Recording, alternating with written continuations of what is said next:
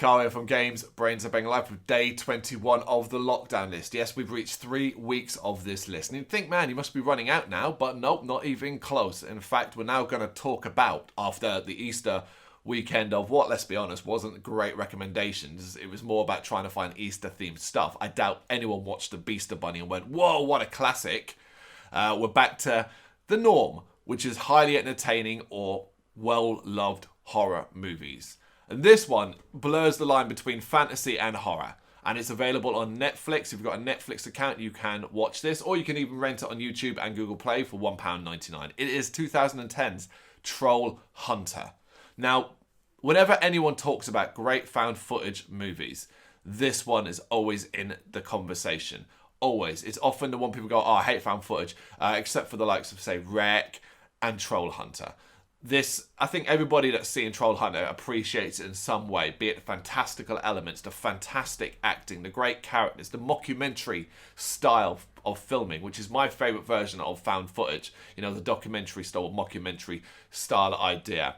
And the horror moments, the tension building and more scary moments that exist in Troll Hunter. The story is basically 3 college kids want to investigate a mysterious killing of bears in Norway. So Norwegian films should say that right now. If subtitles aren't your thing, they're in this movie. This is what it is. And there they end up actually running into a hunter who actually turns out to be a troll hunter. Trolls exist and they're dangerous. And yeah, they basically... He's old, crabby, crotchy, that kind of thing, but he agrees to let them let them film him because ultimately he's never really had the thanks for this, and no one really ever believed him and stuff like that. So it's an opportunity for him to kind of, you know what, let's blow the lid on this. Let's show that this is true and this is what's happening. This is what I do. It's really, really well done. Great. Very small cast, so you really get to know everybody. Everybody's really, really interesting. And there's a lot of tongue-in-cheek, dry wit humour about this as well, which works quite nicely in the context of the very straight-faced characters and the experience they go through with these trolls.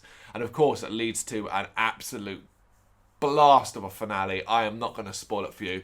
Just to say, man, it is worth sitting through the movie if you're finding it boring or whatever, just for that batshit ending. It's brilliant, but it's not a boring movie, that's the thing. I mean, I can see some people being less interested in the sort of documentary talky style of what is effectively just trolls, CGI trolls and stuff like that, but it does it in such a way that you're constantly interested, and the effects look fantastic. The locations in Norway are beautiful and gorgeous and great to experience. It's just a all-round good movie, which is exactly what you need sometimes, and you can really lose yourself in the fantasy element of it. It really, really blends that fantasy genre with the sort of real life locations of Norway and